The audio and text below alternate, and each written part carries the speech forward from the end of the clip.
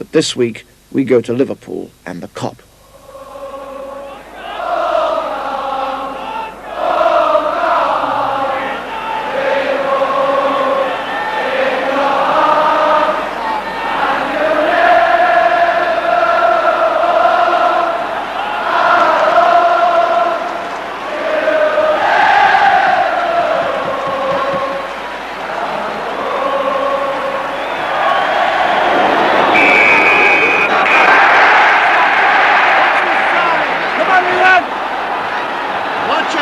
Tommy, hold it! Balance on it! Go ahead, Stevie! Go ahead, Stevie! Go ahead, Stevie!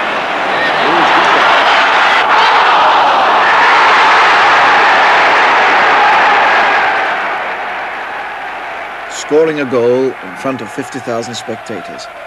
That, as they say, is what football's all about. Or is it?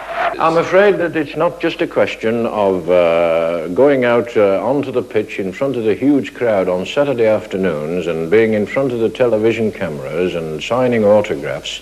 This is the side that, of course, young people in schools see, and this is the side that appeals to them. But we hope that this story tells them really what it is all about. There's a lot more to it than that. If you're not interested in the game, and you don't live every minute of the day to keep fit, and you don't think about the game all the time, then really and truly you shouldn't be in the game. You're an imposter. 9 o'clock on a Monday morning, and a handful of lads clock in for work. Now these lads are special. Because of all the thousands who apply to Liverpool to be apprentices, these are the ones who have been chosen.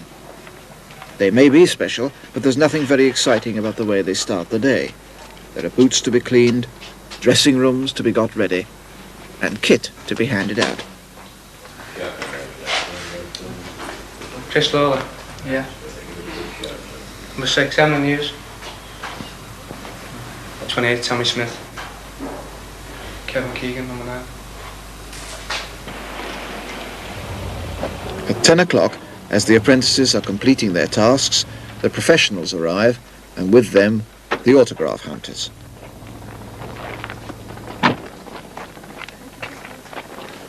Not surprisingly, it's the big names they're after, not the apprentices. That's why it's so tough from 15 to 17 to make it, to make the grade. Because, you've no glamour really. Because all the first team get the glamour. All the other players, well-known players, that's why you're just learning, you see. No one wants to know you. You're nothing really. As the training session begins, apprentices rub shoulders with first-team players, but once again, there's far more hard work involved than glamour. The basic pattern of a session never changes, and it always starts with a thorough warm-up. These bodies are valuable pieces of machinery, and it's essential that they're loosened up properly by running and exercises.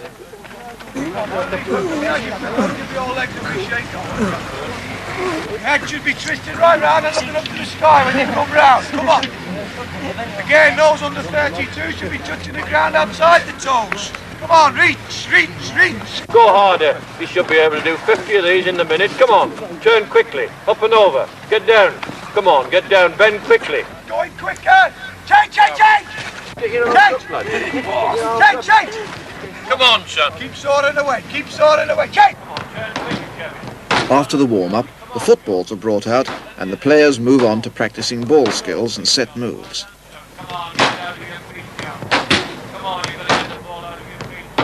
Don't wait for it to come. Come on, Neil, you're standing back for it, son. Follow it in a bit. Well done, Brian, Captain. Well done, son. Come on, keep pushing. Keep pushing and running. Come on, lads. Push and go. Push and go. Come on, drive yourselves harder, lads. Get in there. Whack it in. That's much better. Come at him, Charlie. Show him again the angle. Number 4, lads. Well, now get over the top of that ball. Push your toes down through your stocking. Go on. Number 6. Drive it in. You've done well, Charlie. Come on, Kevin. Come on, come and meet this ball. Last of all come the five-a-sides, the most important part of the morning where the real coaching takes place. And again, and again. One round. Again, Eddie. Keep going, John. Keep going, John, and keep in the game, no? Come on. Come on. Go ahead, Chris. Come on. Make him go. When the training session is over, the professionals can knock off, but for apprentices, it's back to being cleaners again.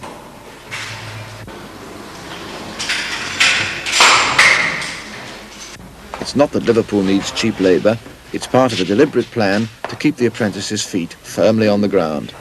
You thought, you know, I'm here to play football, not to sweep terraces and clean bars, you know. But everyone has to do it, it's part of your apprenticeship, you know. It's discipline, you know, that's what comes into it. Discipline comes into it in more ways than one. If their hair is too long, they'll be told to have it cut. Again, there's the question of girlfriends, and here the club rules have to be obeyed. Rule 9, no player shall take part in dancing after Wednesday of each week. You'll appreciate that, that these young men are training to be athletes, and athletes have to look after themselves, and that doesn't just mean between certain hours, fixed hours in the daytime. All the hard work that's done here can be undone in half an hour in the evening.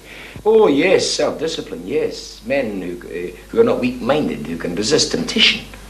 If you can't resist temptation, I mean, I think there's a phrase in the Bible, yield not to temptation.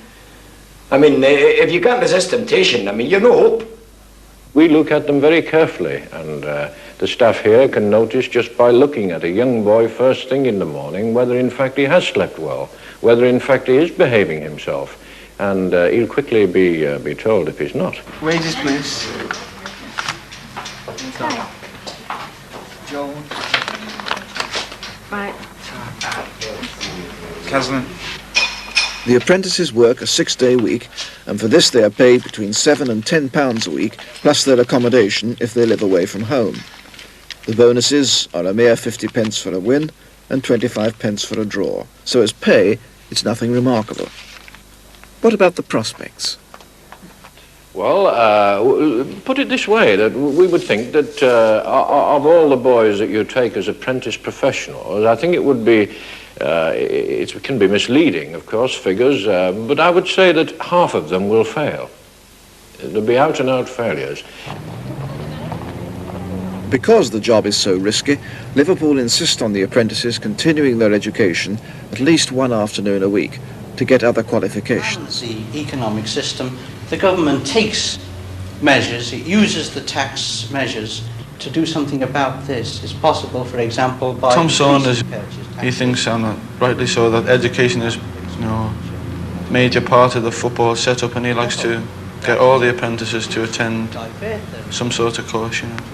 But I think everyone must have some sort of education to fall back on if they don't make it in football. If you don't make the grade in football, you know, and you haven't got anything to fall back on when you're struggling, then don't know what to do then. In order to try to solve problems such as those relating to unemployment. For Alan Gordon, unemployment is more than just a word on the blackboard. Up till a year ago, Alan was an apprentice with another First Division side, but one day he was called into the manager's office and the bottom fell out of his world. They say to you, well, we're not signing you now, but hit you, you know, and you're a bit sick, right? And not only that, you have to tell other people, like your mum and your dad, the people in your digs, all your mates, and it's not easy telling them, you know. They were all in the room waiting, about 10 lads or so, and I had to walk in, you know, and say, they're not signing me, you know, and, you know, you get a lump in your throat and you have to say that. If I was cut off from football, I don't know what I'd do. It's so much a part of my life, and every apprentices, you know, the football, if they were cut off from football, they wouldn't have anything left at all. So are you doing your job? I'm not at the moment, no, because there's no jobs going at the moment. And you left school without qualifications? Yeah, no qualifications at all. What are they? So you go down, what, the labour exchange? Yeah. Well, there's nothing for me, you know. Like, they called me in last week, they said the situation's bad here, there's no jobs. There's nothing in your line, you know. 11 young players in search of a job, and at this stage they're still a long way from the fame and fortune they've dreamt of. There are plenty of empty seats at Anfield when the apprentices are playing, and when a goal is scored, the cop doesn't exactly erupt.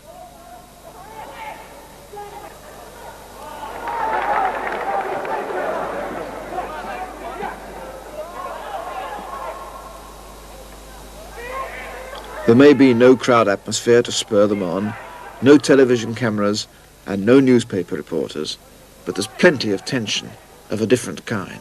If there's two lads that play in one position, they're fighting against each other, so there's bound to be a bit of tension, especially against younger lads. Because in a way, you're competing. You're competing against them all the time, against each other. And only one of the two might be signed. And that's it. Maybe not none of them, so...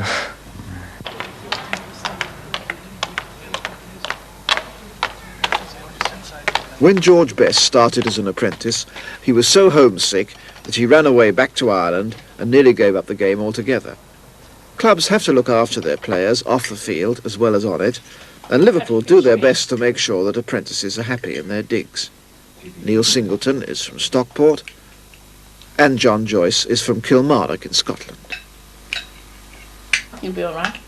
For them, fortunately, there are no problems. They like where they live, and they get along well with their landlady, Mrs. Mills. A bit of plastic, though, aren't we? Fireworks, I mean. Those football magazines just in front of you, as Neil was saying, it seemed to be covered in your autographs, is that right? No, I mean, just... I imagine you all do this, don't you? You just doodle away practicing your autographs. Oh, I think we do, I think we all do it. You all do it? Yes. So one of these days you'll really be signing them with a flourish. Oh, I hope so. Will you give us a knock? Oh, I'll get someone to give you a call, yes. Yes, I'll do that. We missed it we almost missed it last week. And get up when you're called. Now, no nonsense, the pair of you. Watch the breathing. Watch the breathing. Sit back. We'll get the back more straight than you are doing. It's the sort of thing that's going to strengthen up those leg muscles to give you the power that you need to get up and head the ball. Don't run too early. Go in. Get up. So you must get... And all the apprentice players have weaknesses in the technical aspect of the game. Neil Singleton is a big, strong boy who has difficulty in getting up to head a ball. Go and meet that. Go on. And obviously we have to do something about this. Go on, get in on that one. Get it headed down. That's much better. Come on, and get your neck out of your shoulders. Get up. Go on. Don't. Go on. Now, drive it in, son. Comes back. Come on, pick it up. Roll him another one, quickly. Come on. This is the sweat box, a Liverpool speciality consisting of 4 wooden walls built in a square. It's designed to improve shooting and fitness, and 1 minute in here is enough for anyone. Go on, drive that one in. Come again, Funny. Give him another one there. Quickly, Charlie. Go on then, get the rebound on that. Get on the top of it, John. Come on, son. You're not working hard enough. Go on. People say you've got to sacrifice, and my dad's a great listener, you've got to sacrifice, but it's alright for him to say this, he realises this, I realise this, but who's going to sacrifice 5 years? And even then something might happen to you. You only live once. You've got about 3 in. Come on, son, give him another ball. Come on, you've gone. Come on, work hard. Come on. Your legs are heavy. You feel like you're going to be sick, if you really work hard, and it's happening so fast that your mind begins to go and your legs are going. Sweat's pouring from the side of your face and you're really hot. You can't see much at all. Terrible feeling, isn't it?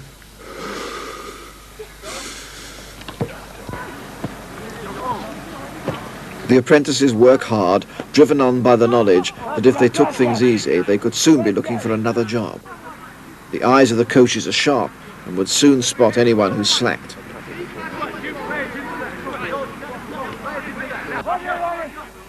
When an apprentice is 17, he can be taken on as a professional, but he can also be given his cards. As his 17th birthday approaches, every apprentice asks himself the same question: will they sign me or won't they? Bob Johnston is now 17. Come in. Oh, hello, Bob. Well, we've had you a little while now, Bob, and we've vetted you. Mr. Saunders and all the staff have vetted you, and we feel that you're right now to be a professional football player. Now, we've talked to you about terms. Are you satisfied? Yeah, you like to be a professional player? Oh, yeah, professional footballer. Liverpool. Now, the one thing is, Bob, before you go any further, son, I must tell you this, that it's a precarious profession, and everybody doesn't make the grade. But you're willing to take that chance. So you would like to sign for Liverpool, Bob, eh? And that makes you proud, son. That's good.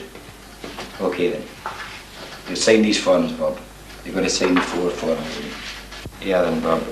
This is the actual signing on of Bob Johnson for Liverpool.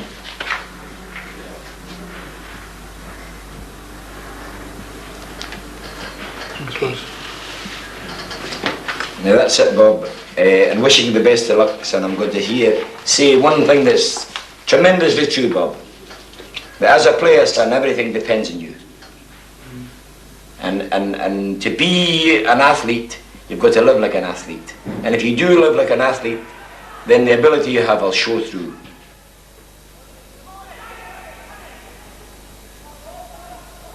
You're lucky to be signed for Liverpool, and you're fortunate to be able to play in front of the greatest football crowd of all time. This for me is the greatest thing that a Liverpool player should be proud of. The fact that he can play for this crowd. I mean, if I had this crowd behind me when I was a player, God knows what I would have done.